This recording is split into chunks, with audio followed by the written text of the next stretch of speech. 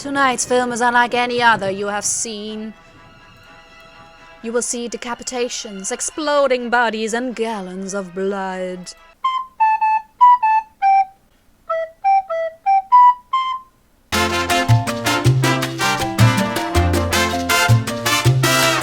Alright, we're back with Nightmare Frames Part 2. We finally got to the point where I actually talk about the mysterious movie that is probably the Nightmare Frames in question, and a perversely rich woman who basically rules Hollywood has asked us to find it because she thinks we're, what did she say, seeker? Which, I don't know about that, you know.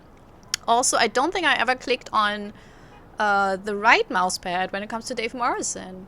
Dave Morrison, the marketing officer for Phantasm Cycles, reads with bewilderment that Route 66 is not a part of the US numbered highway system anymore. Part of his new campaign is based on the relevance of that historical route. Alright. I don't care. Apparently that was a thing in the 80s. Oh well. Yeah, let's ask Pam because we need to find out. There was a journalist. Okay, so there's just a short recap. There is apparently a director who did one very disturbing, amazing horror movie. And apparently there's a second horror movie, but no one has ever seen it. But there was a journalist who saw it and then vanished along with the director. So that's what we're on about. And I think our lead is someone from Variety, because that journalist was from Variety.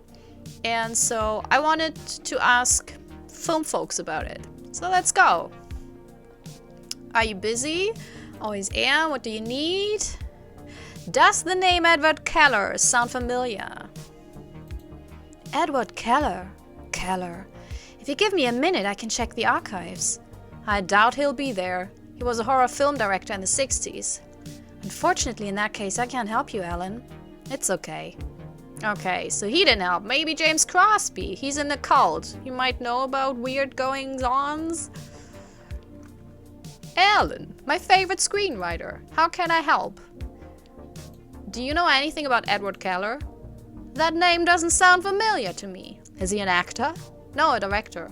No idea, sorry. Well, thanks for nothing. Alan, grab a drink, make yourself at home. No, Christopher, I have to talk to you. Do you know anything about Edward Keller? Keller, sure. If I do this for a living, it's thanks to people like him. I've always wanted to do something on the level of bloody mind games, and I hope that one day you'll write something that surpasses it. If anyone's capable of doing it, it's you. Do you know where I can find him? No, Ellen, I don't. Last I heard from him, he was about to direct Rosemary's Baby. Can you imagine? If he had directed it, Polanski's version would look like a Sesame Street episode in comparison.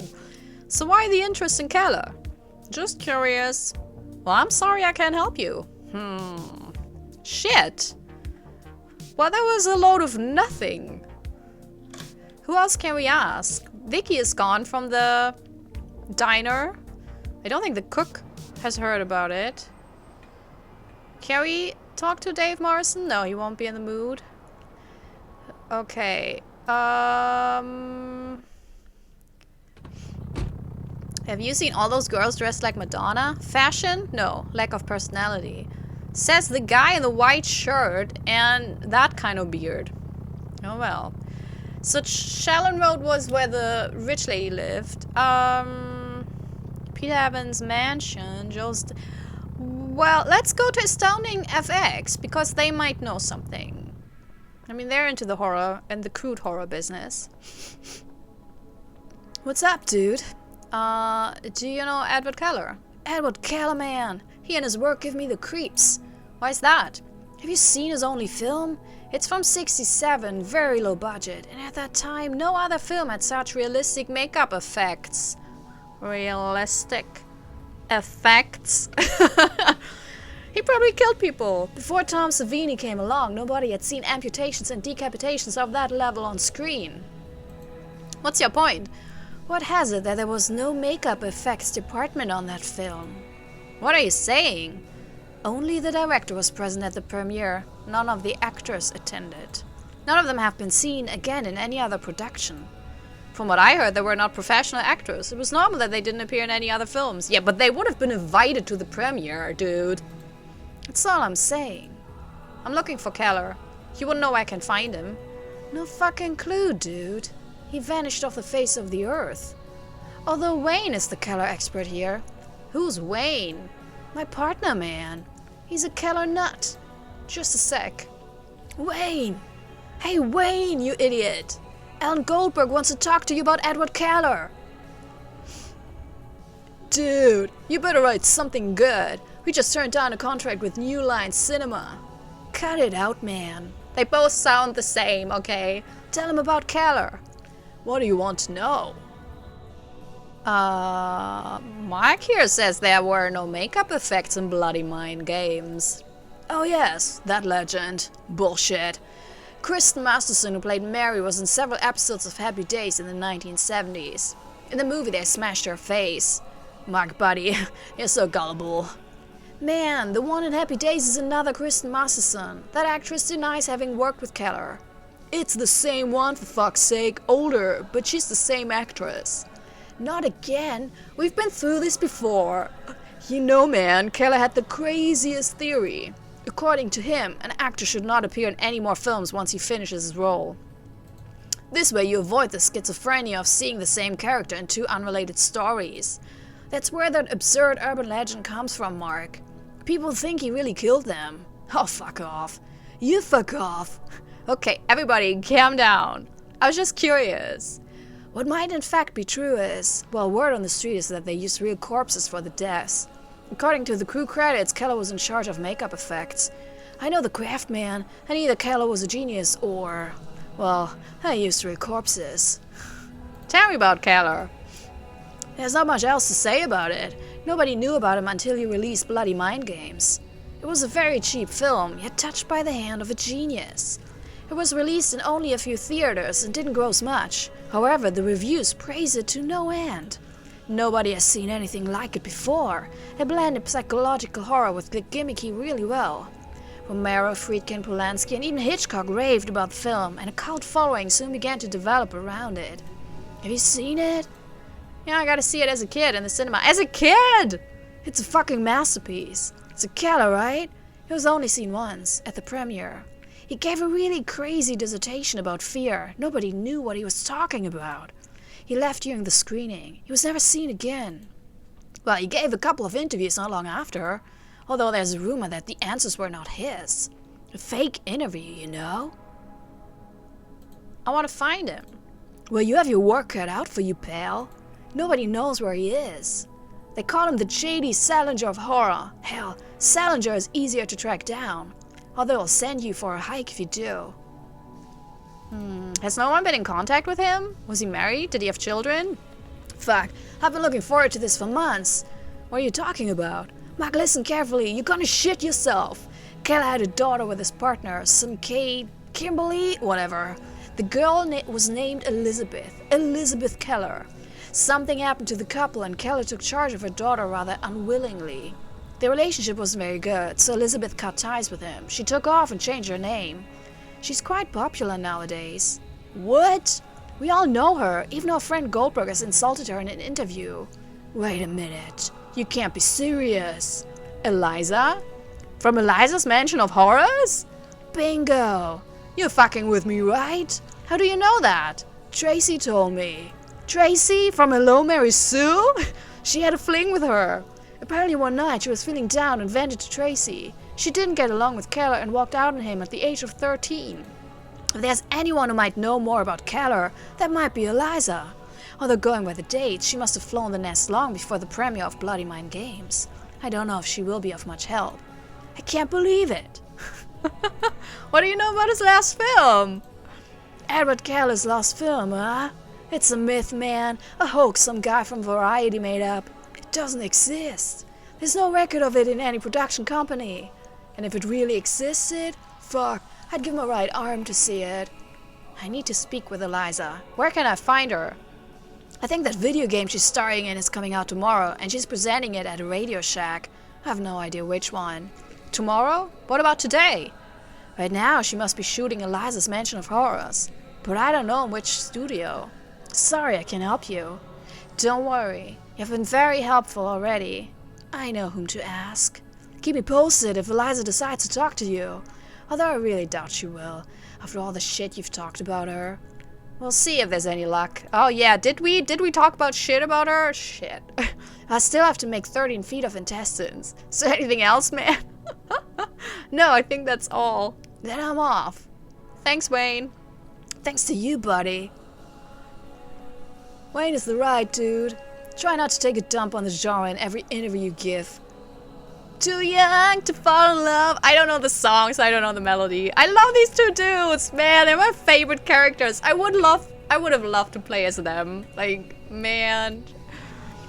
I think they're like, I think the Wayne's World closest to these two is not by accident. Got a friend who's in charge of an XXX theater. Tell him Paul sent you and he'll give you a discount. No, thank you. Goldberg, welcome back. Make yourself at home. Maybe? Mr. Bishop? Goldberg, what can I do for you? I have spoken to Helen Westmore. Oh yes, I have. Do you know anything? Okay, let's... Do you know anything about Edward Keller? Edward Keller? I haven't heard from him in a long time. He vanished off the face of the earth. I'm trying to find him. I met him, you know. It was just when he released Bloody Mind Games. Great movie. I suggested he shoot a similar film for Flying Saucer Pictures. He rejected me rather rudely. He had other plans, big ones. He was ambitious. I can't deny that. Look, Goldberg, I know I have a reputation for not being a particularly nice guy, but Keller was in a whole other league. Do you know where I can find him? I have absolutely no idea. But if you want some advice, stay away from him if you do find him. Why don't I want to talk to anyone about Eliza? I've spoken to Helen Westmore. Yes, she called. She's very happy with you. You've made a great impression on her. You can probably achieve what she asks of you without any problems. She knows what to ask and who to ask it of. You're a lucky man. I don't know. I have an idea for a horror movie. What? I have an idea for a horror movie. Oh yeah? Tell me. Children's play, supernatural entity, The Heirs. The Heirs. When the matriarch of a family dies, her daughter, Annie, a miniature artist. I'm getting bored. Another one. No, you know what? Fuck you. I'm not. I'm getting so well paid at my highfalutin company. Why would I? I don't know. Who won the NBA playoffs, man? I don't know. Los Angeles Lakers. Did you doubt it? I don't even care. Okay. Oh, there's another one. Oh yeah, now that Karen. I'm watching you, Alan. What did I do? Nothing yet, but try not to leave without another employee, okay? Hi, Karen. You look? Yes. Do you like it? I like it. Very colorful. Just like Cyndi Lauper wears it in the She Bop music video. Cindy who? Oh. Right, I forgot you live on Saturn. I got Vicky a role in the movie. I know. Vicky must be very grateful. It's the very least you could do after what you said to her. What did I say? You should know. What are you reading? Star Hits, the music magazine. Are the articles any good? No idea, I'm just looking at the pictures. John Taylor is such a dreamboat. Oh, we can ask him. Yes. The distinguished gentleman. See you later, Ellen. She's so unusual. I like her. Mac should know about Eliza because he's in TV business, right? What do you know about Edward Keller? He directed Bloody Mind Games. What else? It is considered the scariest movie in history. Anything else? What is this, a quiz? I want to find him. Well, I don't think it's going to be that easy. Just as he came, he left. I know that he had been in talks with Paramount to shoot Rosemary's Baby. That's right, but that's all I know, I'm afraid. It's okay. Do you know where Eliza's Mansion of Horrors is being shot? Yes, sure. The show is so popular that MBS has acquired it for this new season. It is being recorded in their studios.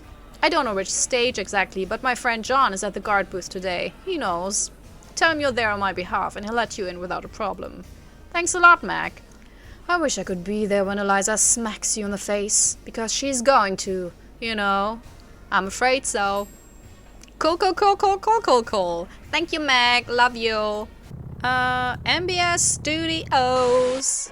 Ooh, tonight's film is unlike any other you have seen. You will see decapitations, exploding bodies, and gallons of blood. And a sex scene. Which is probably what your parents wouldn't want you to see. At least those were the words of one of the network executives who almost didn't allow us to broadcast the film. And that's one of the problems with American morality.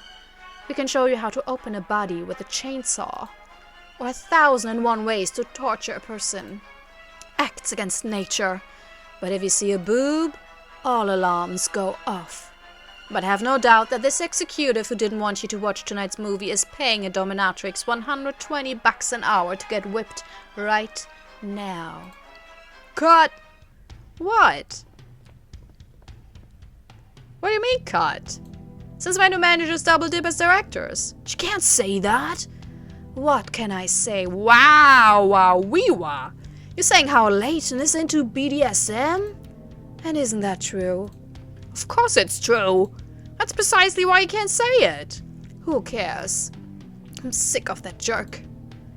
Hugh's right, Eliza. MBS could cancel our show if you start digging up dirt on the management. I can say it with other words. No, for heaven's sake. Bite your tongue. Let's repeat everything from the top. And you, quiet. Is everyone ready? Alright! Unbelievable. Look at that nerd on the bench. Got a lot of nerve showing your face around here. Who are you? Hugh Steinman, Eliza's manager. The same one who sued you for slander of my client. Oh yeah? You have not received it yet? Maybe. I don't check the mail much ever since her crazy fans started sending me death threats. What do you want, Goldberg? I want to talk to Eliza. I very much doubt that she wants to talk to you. I want to ask her about her father. Eliza doesn't talk about her private life, especially not with you. Come on, Hudson. Give me a chance. Hugh. Oh, Hugh. I thought... You know what? This could be interesting. Will you apologize to her? I have no problem with that. Fine. I hope this matter will be settled today. Right now she's shooting her show. You will be able to talk to her when she's done. But it will be after this guy. Who? That one sitting there. He's the president of a fan club in Encino. He's going to interview her and take a couple of pictures with her. And I hope he does it quickly. He won't stop reminding me that he suffers from traumatic anxiety. It's a real thing. I don't know what that is, but I don't want any more delays today. Wait, didn't the old lady also have that? Are you serious? That kid can wait. That's not a kid. That's a grown adult. No, Goldberg, you can wait. Don't expect me to make things so easy for you after everything that happened. Take it or leave it. Fine, I'll wait. Great. So do we have to make the nerd go away? Fuck. Clark Hammond. Hi, are you a fan of Eliza too? Oh yes, absolutely. I have all our albums. But she doesn't... Ah, I get it. I guess. What do you have there? Where? In your hand. Oh, it's a signed photo of Bela Lugosi. It has been in my family for many years. My grandfather was an actor in Romania, you know. Lugosi himself gave it to him when they met at the Actors Union there. It was founded by Lugosi. Did you know that? Why do you bring the photo with you? Is it some kind of lucky charm? I'm going to give it to Eliza. You're going to give a family keepsake to a stranger? Eliza is no stranger to me. She has been a part of my life for years. Since you want to get rid of the photo, you could make a pretty penny instead of giving it away. Eliza probably won't give a damn about it. She'll toss it in a drawer and forget about it. I do what I want with my stuff, okay? Yeah, honestly, yeah. Okay. No need to snap at me like that. Yeah, there is need. You know, you're so rude. Nervous about meeting Eliza? Yes, of course. Who wouldn't? But it's also because of my traumatic anxiety. It flares up when I get nervous. Do you know if there's a hospital nearby? No, forget it. I'm going to be fine. I must calm down. We know the kind of doctor, right? I need to speak with Eliza. Oh, about what? That is my own business. The problem is that I have to wait for you to finish whatever your business is with her. I have to interview her for the Eliza Encino fan club newsletter. Yeah, well, whatever. Can you tell that guy, Hudson or Hugh, that you'll let me go first? Yeah, I'm sorry, but the shoot is running late and I have to get home as soon as possible. They're waiting for me. Your kids? No, I don't have any children. The wife. My mother. How old are you, man? 30? Man, don't be such an asshole. Look, I know there's a lot of things being said about grown men living with their moms, but we don't know his circumstances. Maybe he's caring for the mom who cannot, care for herself. Maybe the living situations are so dire that it's too expensive to get his own flat. Maybe he is, neurodivergent and cannot really live on his own with the chromatic anxiety and everything. Man, shut up, Ellen. Is it Ellen? Yes, it's Ellen. I'll be... oh, shit, I said your mother can wait. Come on, let me go first. No, I can't. Wait. Hey, man. Your mother can wait. No. I don't think she'll worry if you're 1 or 2 hours late. You're old enough to not have a curfew. What the hell? You're old enough to be living by yourself. Ellen! No, my mother might get nervous if I'm late. That upsets her. I have to be with her. There you go. Come on, let me go first. No, I can't. Lionel, hello. I'm not here to talk. If you want something, ask Hugh. Alright. Lionel was a rising star for the Golden Bears until a knee injury ended his meteoric career. That's probably wrongly pronounced. He reinvented himself as a celebrity bodyguard and still carries around the frustration of not being able to play for his old team. So don't tickle his funny bone if you don't want him to take it out on you. An electrical panel? Where do you think you are going? To take a look at the shoot. Didn't you see that sign? It says they're on the air and the program is not live. Fancy yourself a smarty pants? No, I'm just... Do not interrupt the shoot. The ashtray is overflowing with cigarette butts. You won't find anything but cigarette butts. There's the light. It is a Warflex, a spotlight widely used in television in the 70s. Although it's not being used right now, it looks like it is connected to the electrical power. Eliza is so popular that New World Pictures offered her to star in a movie. A cheap film of dubious quality, but it helped to further entrench her figure in pop culture. What do I have? I have a mug with coins, I have horrible photos, I have a letter, a wallet, and 3D glasses.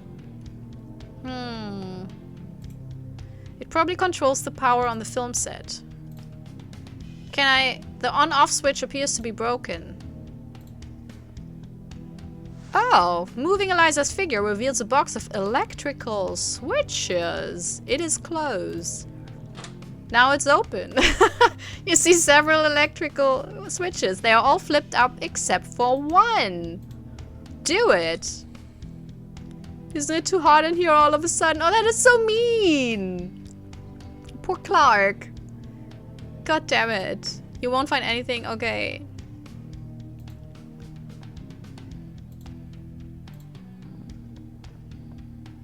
Hey, man. Nervous about meeting... Okay, So we made it worse for him now. Okay. Number 1 that we did. Can we put the glasses to make it... Because if it's red, then it's even worse, right? Oh no, I knew it. Sooner or later it had to happen to me. What? Is there a doctor in the house? I need a doctor. Alright. I guess that was that. That was easy. And weird.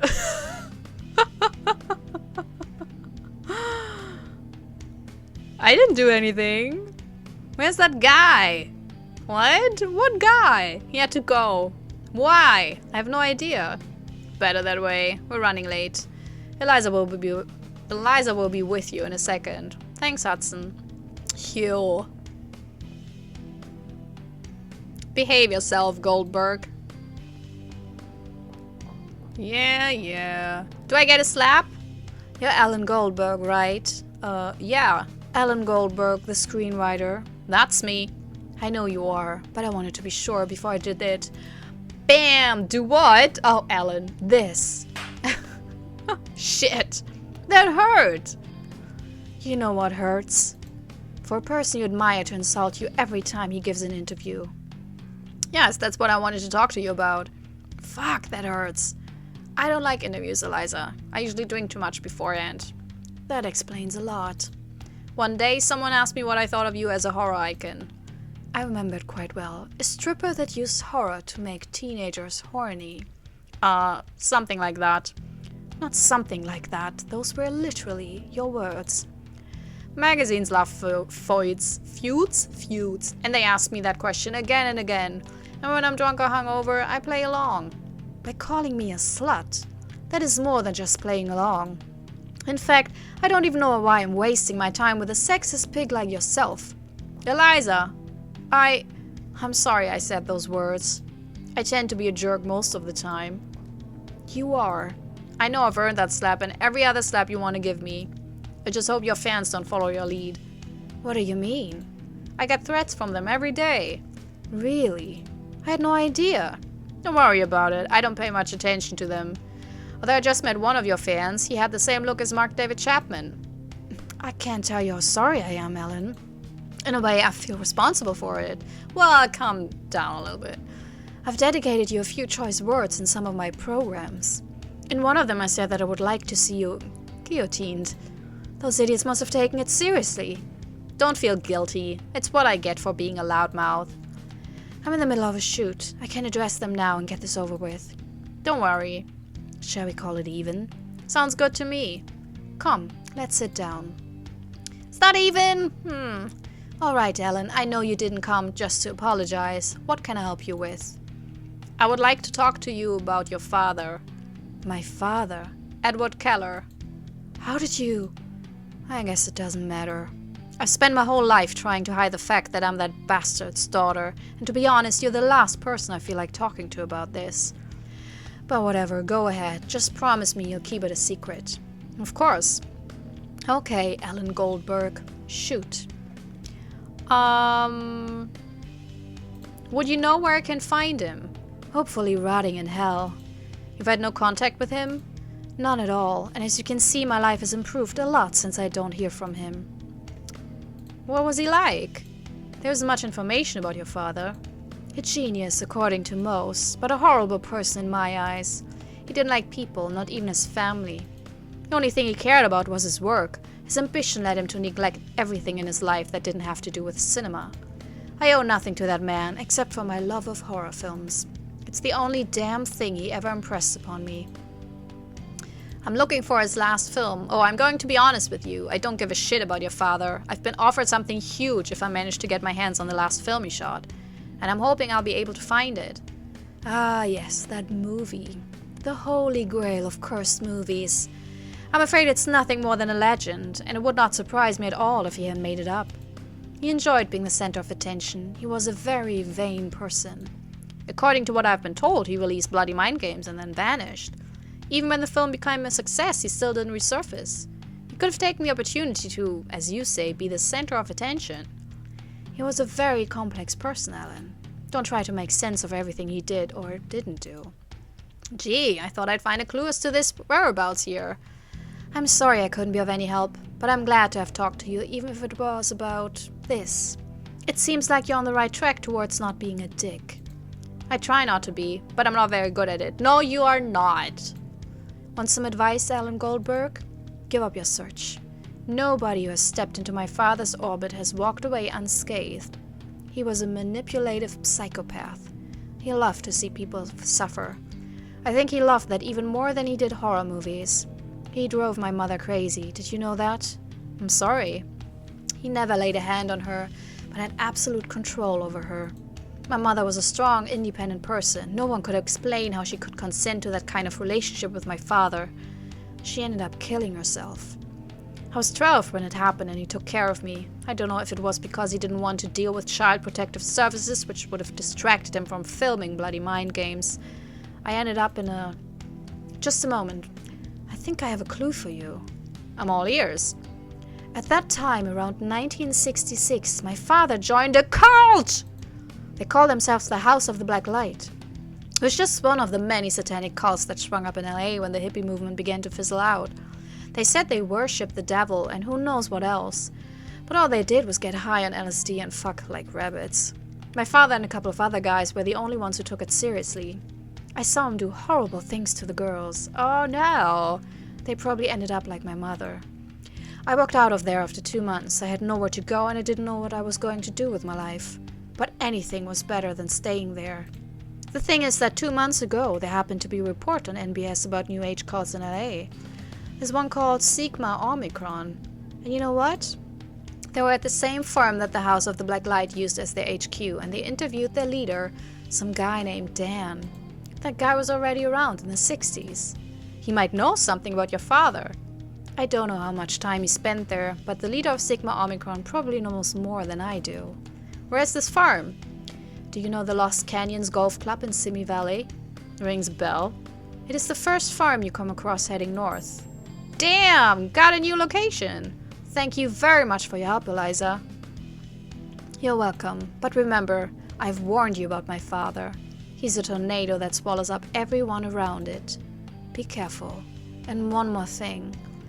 I don't make this program to show off my body. I love horror films, and out there is a whole generation of kids who will be the ones to dignify this genre in the future. Yay! Whoop whoop woo! My wish is to spark a passion in them for this type of cinema and hope they end up being the next Sam Raimi or John Carpenter. Or the next Ellen Goldberg, because even if it pains you to admit it, you're one of us. I have to go back to the shoot. Take care, Ellen. Thank you, Eliza, and I'm so sorry about... It's all in the past. Well, well, well, well. Well, well, well, well. So let's go. I thought we had to talk to the thingy-majingy, the guy at... Let's see if we can ask him about something. Probably not. Maybe later, but he's there for a reason, so... James, looking for you. No, apparently not. He will... I think he will come into play later on. I mean, if he's in a cult, there's something, you know... Alright. Sigma Omicron. Oop! Looks like a very, very... Wait here, please. Oh, really? Very remote, you know, fraternity. Sigma and Omicron. This is definitely the place. Look, there's a hen. It's a cute little... It pecks around the area in search of a piece of corn, a worm, or whatever the hell these animals eat. The animal is perched on the fence as if it were the guardian of the place. Well, let it be. Let it have its moment. The blades of the rusty old mill squeak every time the wheel turns. The structure is swaying so much that you're afraid to walk past it in case it collapses. Truck. A ramshackle truck sits in the shade of a tree. From the looks of it, you doubt it will even start. The house's exterior has a gloomy aspect. What little paint remains is cracked, the wood is dried out, and the only thing holding the porched roof up is a pair of pillars at risk of collapsing. It probably hasn't been maintained since the 50s. Okay. I'm getting my speech. Yeah, it's time. Maybe 10 more minutes and then I will finish this episode. Hello? Is anyone there? You don't really know what they do here, but certainly not cleaning. Dust fills the entire room, stirred by the breeze coming in through the open window in the background. Oh, that's the clock. The clock looks older than the house. It's 50 minutes late, but you didn't come here to set clocks. What's all that? Nothing. Let's go to this door. There's no one in that room. It's a dusty, empty room with only an even dustier closet in it. Well, then let's go to the staircase. Oh! Dan is on this floor. You don't need to go upstairs. Shit! Oh no. Suicide cult? What the fuck happened here? There's no doubt that this guy is Dan, the leader of the cult. What, is he dead? Hello? You check his pulse. It is way too fast. His heart beats as if it was going to burst out of his chest, and his breathing is becoming more labored each moment. Wake up!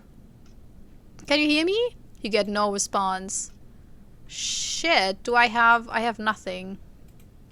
A woman in her mid-20s is lying on the ground. From her posture, she appears to have slumped over.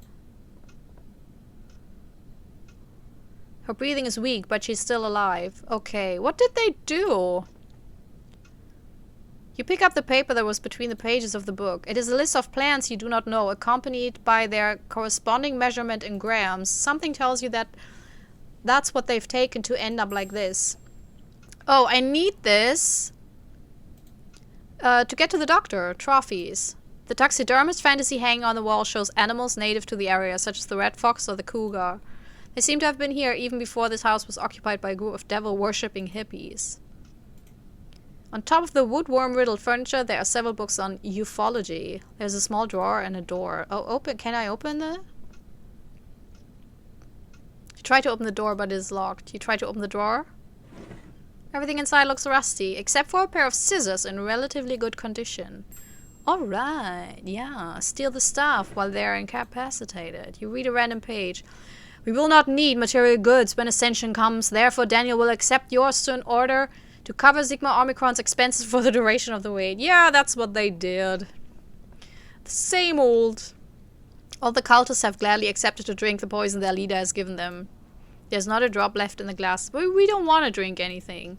The postcard shows a guy delighted to be abducted by a flying saucer with 50s aesthetics. The letters Sigma and Omicron are painted on a sheet that looks like it could have survived 3 wars. You don't need to carry a dirty sheet around.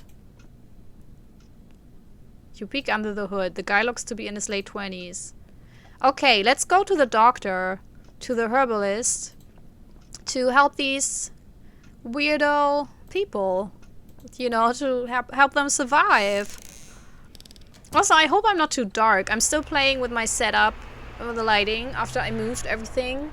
And I'm not happy with my camera currently, and I don't know whether it's the lighting. Which is boring, you know, I don't know why I mention it. No one cares. But here we are. It was Vine Street, right? Let's go. Hurry up, Ellen. Man, this is a life and death situation. You could just stroll a little less and run a little more. She's still sitting there. Good lord. Rosa. Rosa, this is important. May I see Dr. Ramirez? Sorry, but he's with a patient right now. Is it an emergency? Well, it is! If you want, take a seat and wait for the doctor to come out. I'm kinda in a hurry. As you please. It kind of very much is an emergency.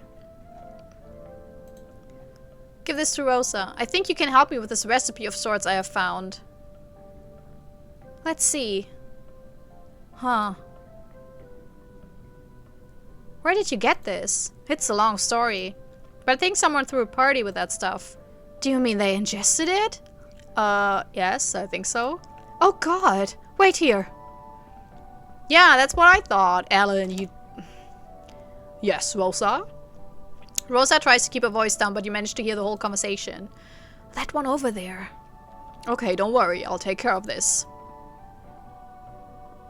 How are you? I'm Dr. Ramirez. Hi, Alan Goldberg, my pleasure. Well, what you have here are the ingredients for what is known as the Big Sleep. Like Bogart's film. Damn right. It's a powerful hallucinogen. It's not pronounced like that, I know. That was quite popular during the last decade. It was made from uncommon plants found along the US-Mexico border. People stopped using it because one of its side effects was that it slowed the heart rate and caused a state of somnolence that could last for 2 or 3 days. Hence the name, I suppose. Exactly. Tell me, how old is the person who ingested it? There are 5 of them. Oh. Most of them are kids, I'm guessing they're in their 20s. All except one, a man. He must be, I don't know, 60-something? You must take that person to the hospital immediately. It was proven that in the elderly, the big sleep slowed down the heart rate even more, after which it would then suddenly shoot up at irregular intervals. That can lead to a heart attack. The person you're talking about is in real danger. Can you take him to the hospital? I think that... forget it. It would be too risky. While the drug is working, his heart will be too sensitive to resist a dose of adrenaline, which is what he will be given at the hospital. A mess. Yes, we have time. At least I hope so. However, we can't just sit back and do nothing. You see, there's a partly natural solution that could serve our purpose. I can make it in a matter of minutes, but I'm missing certain elements here. Oh my god, no. I could get them. Oh no! You must get them. A person's life depends on them. First ingredient would be a leaf from a tree of the bamboo family. Bambusoidae Phagena. It is a small tree. It doesn't grow more than 3 feet. Lately, it has become fashionable as a decorative element. Oh my god. I'm sorry. I'm not drunk. I'm just tired. Most people are not aware that at this time of the year it gives off toxic spores. It is not an indoor tree. 1 leaf, good. What else? We must restore its heart to its normal rhythm. The adrenaline, as I said, would be too strong. So I can't think anything else but some instant stimulant. Cocaine. Where will I find coke? It says it's Lale. Hey, Alan. Are you serious? We're in Hollywood. Yeah. In the 80s. Is it clear to you what you need to bring me so I can help your friend? A bamboo leaf? Yes. And cocaine. How much are we talking about? Not much. Less than a half gram will be enough. Let me notify Rosa. Where could I get cocaine? Who could be Pam? No. Are you serious about this? I don't like the idea either, but we are here to save lives. Alright. As soon as you get those 2 ingredients, give them to Rosa and I will get to work. Thank you very much, dog. If you have any questions, please talk to her. And now, if I may, I have a patient to attend to. Hurry up, the clock is ticking.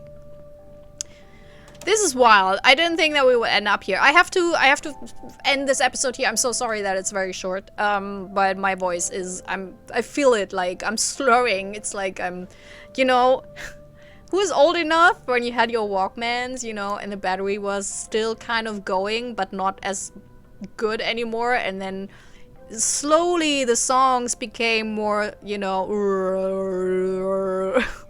so that's me right now. Like my battery's draining and it's still, I can still talk, but it's not getting better.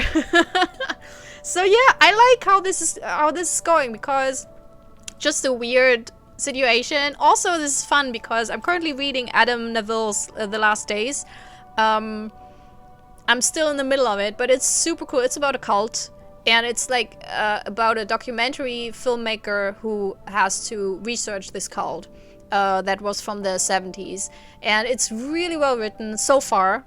I can't make any promises when it comes to the ending, but so far it's very good, very creepy, super creepy. I tend to read it, you know, shortly before I'm going to sleep. And that's a really bad, but also good idea because it's super creepy. And Adam Neville, if you don't know him, if you have had Netflix, he wrote the book, The Ritual, that the movie on Netflix is also based on. And the movie is pretty cool. It's not as good as the book, but it is pretty cool when you like amazing folk horror. Then it's amazing. Yeah, really. But anyways, yeah, so I like cult stories. So I love that they put this, I mean, you know, this is getting more and more cool because I love haunted movies. I love, you know, this found footage stuff, Hollywood stories, and I love cults. So yeah, man, bring it on. So in the next episode, I guess we're helping a cult and then asking Dan about the cult back in the days. Super cool. Yeah, I hope you enjoyed this. If you found some references or some cool tidbit, or if you have anything to say about the story so far, no spoilers please, then, you know, you're welcome to hit me up in the comments. Let's talk about this. If you have, you know, discussions about Alan, about the other characters, you know, let's go. Also, I guess Eliza really is the version of Elvira, Mistress of the Darkness in this. And yeah, Alan, once again, I don't know, I think she was very forgiving. I don't know if I mean, yeah, her friends did a shitty thing, but I don't know. He's such an asshole. But yeah, I guess it's fine that they made up. I mean, it's also nice for her that she basically, because now he will not talk shit about her anymore. So it's kind of good for her as well. So yeah, I guess I'm getting along. But yeah, hope to see you next time. I hope you had a good time. I hope you have a wonderful day. Oof. Wow. And see you next time. Bye! This is my self-recorded outro song so I don't get hit with copyright claims. If you subscribe to a lot of fun tutorials, reviews, and let's plays.